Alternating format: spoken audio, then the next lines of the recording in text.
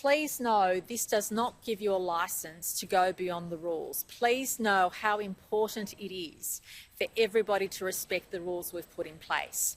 The reasons why we're allowing people to come into other people's households is to extend the definition of care. It's to reduce social isolation and it's to improve mental health, because we know that so many people in our community have been literally locked up in their homes for weeks on end.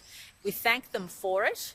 However, we expect every family, every close friendship to have a conversation about what you do with the new arrangements. In my case, I'll be still standing outside the house and not going into my parents' home when I visit them, because I'm still in contact with a lot of people and I don't want to put my parents at risk, which is why I won't be going into their home. And these are conversations every family should be having. If you're visiting someone in particular who's vulnerable, who is a particular age or has a comorbidity, please know how virulent, how contagious this disease is and the horrible impact it can have if you get the serious side effects from it.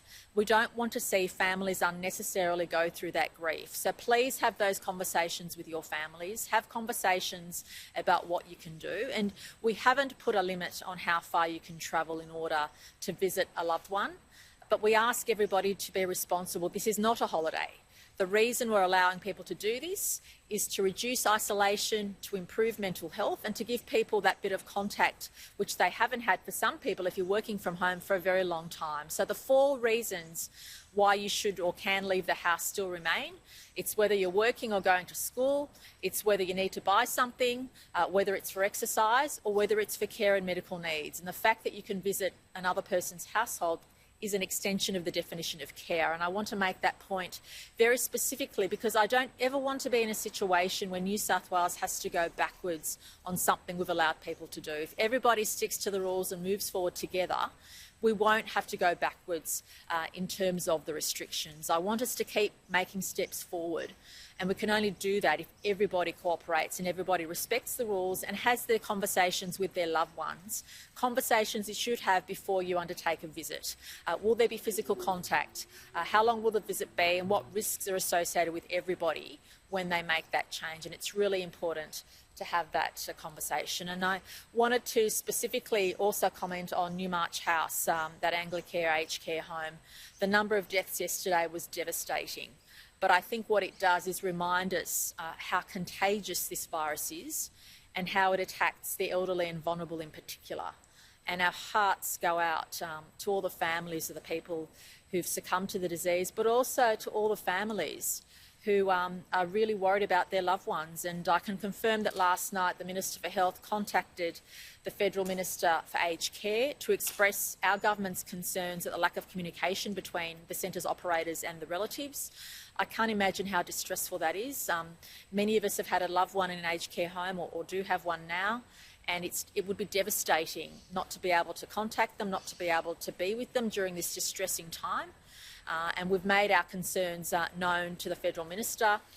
And of course, New South Wales Health is doing their part in supporting the federal government's efforts in relation to that home.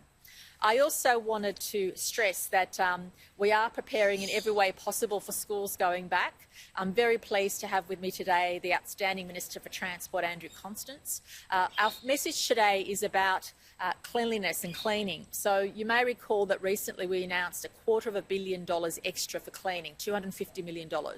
A large proportion of that will go to the transport system to make sure that people who need to use the transport system can be confident that there's that deep level of cleaning. A proportion of that will go to schools and a proportion of that will go to other public institutions where we know that people will be moving around. And so far we've employed an extra 500 cleaners across the state as part of that $250 million package. And by August we anticipate that number will go up to 3,000 extra cleaners that we've employed to make sure that as the level of activity increases in May because of schools going back, that we're well and truly prepared in every aspect. And also from May 11 we'll have a better sense of how many people, how many children, how many adults are likely to use the public transport system with the advent of schools going back. So this is part of the reason why we have that staged approach, to make sure we prepare, to make sure every aspect of school going back is as safe as possible and mainly in and around the adults who will be supporting the children when they go back to school. Again, can I thank New South Wales for your efforts? Can I appreciate the sacrifices everybody has made, which is why the New South Wales government has moved to ease some of the restrictions from Friday and going into May. But I also do it with caution. We don't want to go back to a situation where people are having to be literally isolated in their homes. We have allowed for the relaxation of this restriction based on the definition or the extension of the definition of care, and that's really important. It doesn't mean we can all just relax and do what we like. Quite the opposite. We have to stay vigilant, because we've seen around the world countries that think they're over it, they get complacent, and then thousands of people die as a result in a very short period of time. We don't want to see that happen in New South Wales. We don't want to see us go backwards. We want all the hard work that we've done so far to pay off. We want all the hard work to be meaningful moving forward. And I just ask everybody to please take on board the relaxation of the restrictions that come in place from Friday, but do so with caution, do so with having the conversations with your loved ones, because certainly I don't want to be in a position where we have to go backwards. But that is a risk if too many people don't do the right thing.